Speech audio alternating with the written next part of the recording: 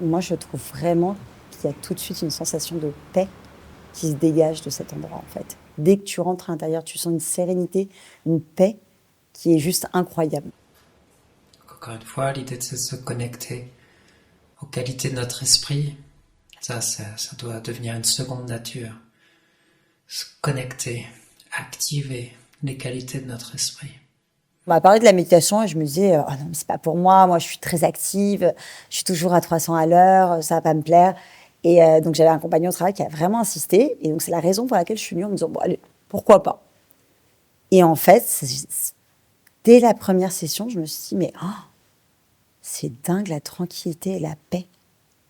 Ah, tout simplement parce que les Parisiens ont besoin d'un havre de paix comme ici, et puis un endroit où ils peuvent se ressourcer, qu'ils peuvent se connecter à eux-mêmes, et puis surtout qu'ils puissent apprendre des méthodes pour pouvoir gérer ce stress ambiant, cette excitation ambiante. C'est essentiel en fait. Ce centre, il est vraiment là pour ça. Il est pour eux, pour apporter de la sagesse, et puis des outils pour se connecter à eux-mêmes. J'ai eu besoin de méditer et je me suis dit, je ne sais pas méditer, comment on fait ça?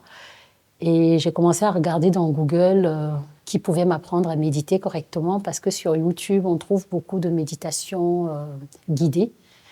Mais je les faisais, mais je sentais que ce n'est pas ce qu'il me fallait. Donc de la paix, la légèreté, l'espace. On sait que si on est un peu plus paisible, ça va aller mieux. Si on a ce bon cœur, ça va aller mieux. Si on est un peu plus sage, ça va aller mieux. Mais souvent, on n'a pas forcément idée qu'on a ces outils, en fait. C'est vraiment un lieu de refuge, je pense. C'est un lieu où on peut apprendre à faire autrement.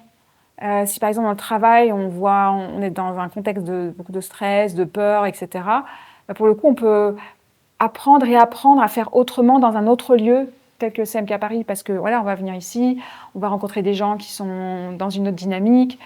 Tout de suite, ça apaise, ça détend. Et puis après, voilà, on va aller en enseignement, et puis on va entendre des choses qui vont nous aider. Voilà, donc ce lieu, pour moi, c'est vraiment un lieu qui permet de voir notre réalité autrement. En lâchant les pensées agitées, en se focalisant sur la respiration, doucement on arrive dans une expérience, je vais dire un espace, une expérience de moins de pensées. Une expérience aussi de moins d'images. Ici, on a des méthodes qui peuvent juste se mélanger à nos activités quotidiennes pour les rendre plus bénéfiques, plus meilleures, en tout cas dans nos expériences. Ça va être plus détendu, plus léger. Et donc, voilà, on peut apporter ces méthodes extrêmement simples pour que notre quotidien fonctionne mieux. Le côté incroyable du lieu, dans Paris. Parce qu'en plus, on est dans un quartier, c'est la gare du Nord, c'est pas le quartier le plus tranquille de Paris, c'est pas le quartier où tu es vraiment en paix quand tu marches dans la rue parce qu'il y a de l'agitation partout, plein de trucs. Et là, tu as cette espèce d'îlot, vraiment de tranquillité, de sérénité, avec des gens qui consacrent leur vie ou une partie de leur vie à quelque chose d'important et en fait, qui se réalisent, c'est vraiment des gens joyeux, quoi. C'est ça que j'ai trouvé au bout d'un moment assez incroyable au CMK, c'est le côté cohérent entre ce qui est raconté, ce qui est pratiqué, et comment sont les gens en fait. Les gens, ils sont sur la voie joyeuse et putain, ça se voit quoi, en fait, ils sont juste... Enfin, et c'est incroyable en fait dans Paris d'avoir un lieu comme ça.